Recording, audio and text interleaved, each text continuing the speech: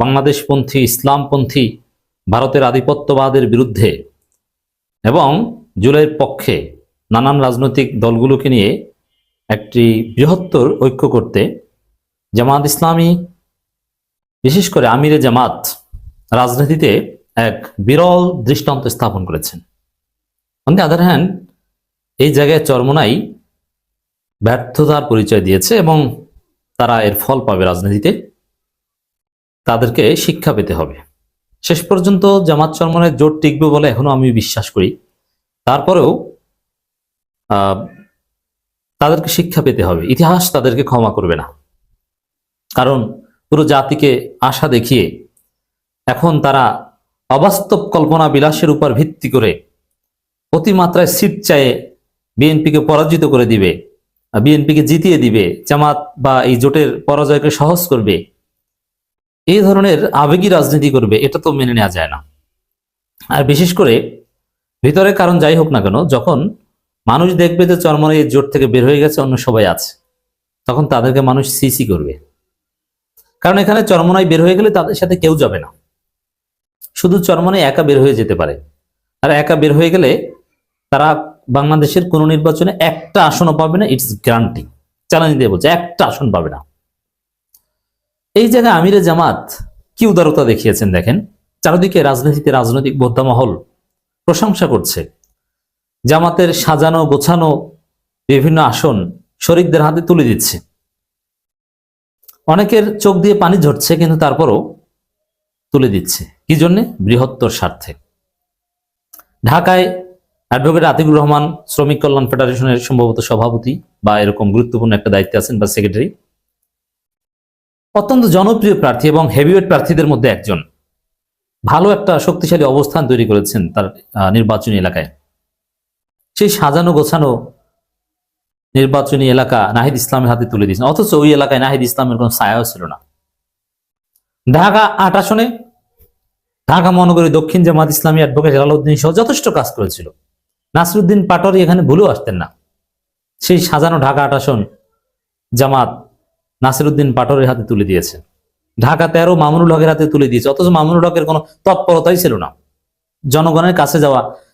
বিশেষ করে হাসনাত আব্দুল্লাহর যে আসনটা, ওইখানে জামাতের যিনি প্রার্থী তিনি একদম এ ক্যাটাগরির আসন ছিল, যে জামাত জিতে যেত, সেখানে হাসনাতকে দিয়ে দিয়েছে। কর্নেল অলির ক্ষেত্রে, চরমোনাইয়ের ক্ষেত্রে আরো সেম।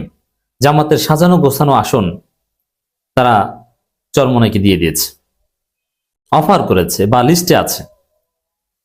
এখন এটা এরকম উদারতা কোনো দল দেখাতে পারে না। বিশেষ করে জামাত বিএনপির ক্ষেত্রে জামাতকে যেসব আসন বিএনপি ছাড়তো অতীতে, সেসব আসনে বিএনপি ওরকম কাজই করতো না, জামাত কাজ করত। বিশেষ করে আল্লামা সাইদির আসন, অথবা এই চট্টগ্রাম 14 যেটা সাতকানি লোহাগাড়া আর কি। এছাড়া পাবনা সাথিয়া বেড়া, এরকম জামাতের কিছু ফিক্সড আসন, ওইসব জায়গায় বিএনপি ওরকম তৎপরতাই চালাতো না, কারণ তারা ধরেই নিত জোট হওয়ার পর থেকে ওটা তো জামাতকেই দিব, অথবা ওখানে আমরা গুরুত্ব দিয়ে লাভ নেই। কিন্তু জামাত তিলে তিলে এলাকাটা গড়ে তুলেছে, জনগণের কাছে গিয়েছে, মানুষ জামাতকে চেনে। এখন যাদেরকে প্রার্থী করা হচ্ছে, আলোচনায় আছে, তাদেরকে ওইভাবে চেনে না, ওইভাবে তাদের জনসমর্থন নেই। কুড়িগ্রামের আসনগুলো ছাড়তে, রংপুরের আসন ছাড়তে জামাতের খুব কষ্ট হচ্ছে। অনেক প্রার্থী, অনেক স্থানীয় যারা জনশক্তি আছে, রোকন এবং দায়িত্বশীল, তাদের চোখের পানি ঝরছে যে এত কষ্ট করে এই আসনটাকে এত দূর আনলাম, আর এখন এমন কাউকে ছেড়ে দিতে হচ্ছে যিনি এই এলাকায় আগে আসেনও নাই, যার সাথে 10 জন লোকও গড়তো না, আর জামাত নিশ্চিতভাবে বিজয়ী হতো। এরকম আরো অনেকগুলো আসন যেগুলো জামাত সহজেই ছেড়ে দিচ্ছে। এটা সর্বোচ্চ উদারতা। এরকম একটা রাইজিং দল বাংলাদেশে যাদের অপার সম্ভাবনা, তাদের ক্ষেত্রে এটা হয় না। বিশেষ করে এই আসনগুলো যে ছেড়ে দিচ্ছে, রিয়েলিটি, হিউম্যান নেচার। যদিও জামাতের প্রার্থী বলছে যে আমার কোনো আপত্তি নেই, কোনো খারাপ লাগছে না, আমি দিয়ে দিচ্ছি, কিন্তু আসলে তার অনেক খারাপ লাগছে। কারণ তিনি জানতেন যে তিনি জিতবেন, তিনি এমপি হবেন, এবং তিনি এই জন্য তিল তিল করে এই আসনটাকে গড়ে তুলেছেন এবং অনেক কষ্ট করেছেন, যুগ যুগ ধরে কষ্ট করে এই পর্যায়ে এনেছেন। সেখানে তাকে ছেড়ে দিতে হচ্ছে, তার অনেক কষ্ট লাগছে। আর যারা দিনরাত পরিশ্রম করেছে, স্থানীয় উপজেলা আমির, উপজেলা সেক্রেটারি, এরা জিনিসটা মানতে পারছে না। কিন্তু আমিরে জামাত বলেছে যে দিতে হবে, দিতে হবে, তোমরা এখন যাকে দিব সে হোক চরমনাই, সে হোক এনসিপি, তার পক্ষে আগের মতোই কাজ করবা।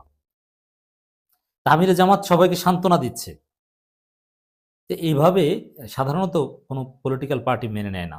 আপনি দেখেছেন ভিপি নূরকে আসন দিয়েছে, বিএনপিতে তোলপাড়, বিএনপির লোকজন রাশেদের বিরুদ্ধে কাফন মিছিল করে, দিতে চায় না।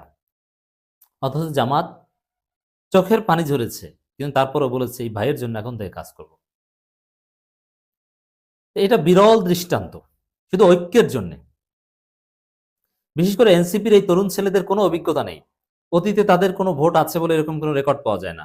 এখন রিসেন্ট কিছু সার্ভেতে তাদের সামান্য জনপ্রিয়তা, সর্বোচ্চ 4% ভোট উঠে এসেছে কিছু কিছু জায়গায়। তো এরকম যাদের অভিজ্ঞতা নেই, একদম নবীন নবীন একটা দলকে এইভাবে জামাতের পক্ষ থেকে ছাড় দেওয়া, এটা বিরল। তাই এতগুলো আসন, চরমনাইও কিন্তু সেম, চরমনাই নবীন, কারণ চরমনাই ইতিহাসে কখনো কোনো আসনে জিততে পারে নাই, কোনো দিন তারা সংসদে যেতে পারেনি, এবং তাদের ভোট নর্মালি 1%-এর ঊর্ধ্বে কখনো ওঠেনি। এবং সর্বশেষ যে জরিপগুলো, প্রথম আলোর জরিপে তো তাদের ভোট লেস দেন 1%, 1%-এর কম। যদি প্রথম আলোর জরিপ বিশ্বাসযোগ্য এটা আমি বলি না। সেই জায়গায় তাদেরকে 30 থেকে 40টা আসন দেওয়ার কথা জামাত বলছে, এটা বিরল উদারতা। যারা অতীতে কখনো সংসদে যেতে পারেনি, বা কোন জরিপে এখন পর্যন্ত যতগুলো জরিপ হয়েছে, প্রথম আলোর জরিপ আমি বাদ দিলাম, অন্য জরিপও তাদের ভোট কোথাও 4%-এর ঊর্ধ্বে উঠে নাই। একটা জরিপ দেখান যেখানে চরমনের ভোট 4%-এর উপরে উঠেছে, পারবেন না দেখাতে।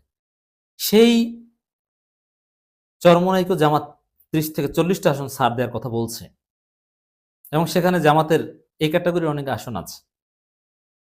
এবং জামাত জানে যে চরমনাই এককভাবে এক জায়গায়ও জিততে পারবে না, তাদের কোনো নির্দিষ্ট ঘাঁটি নেই।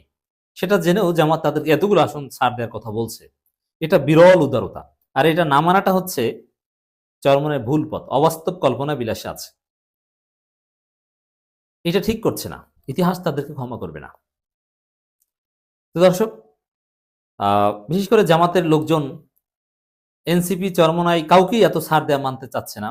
জামাতের লোকজন সর্বোচ্চ এটা বলছে, ঠিক আছে এনসিপি হোক চরমনাই তাদেরকে দেন, কিন্তু প্রতীক দাঁড়িপাল্লা সহ তাদেরকে বলেন যে আপনারা সাময়িক সময়ের জন্য দাঁড়িপাল্লায় যোগ দিয়ে তারপরে নির্বাচন করেন, 2-1 জন করুক তাদের প্রতীকে। দাঁড়িপাল্লা ছাড়া অন্য প্রতীকে নির্বাচন করলে এখানে জিতে আসা কঠিন হবে।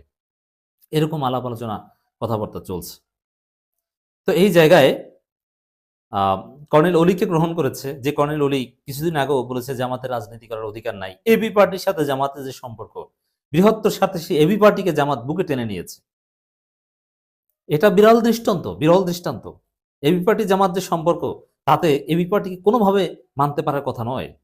জামাতের অনেক এবি পার্টিকে গালাগালি করতে এখনো বলছে অনেকে, খুব কষ্ট হয় যে আমার এবি পার্টির পক্ষে ভোট চাইতে হবে। কিন্তু বৃহত্তর স্বার্থে জামাত এই বিরল দৃষ্টান্ত স্থাপন করেছে।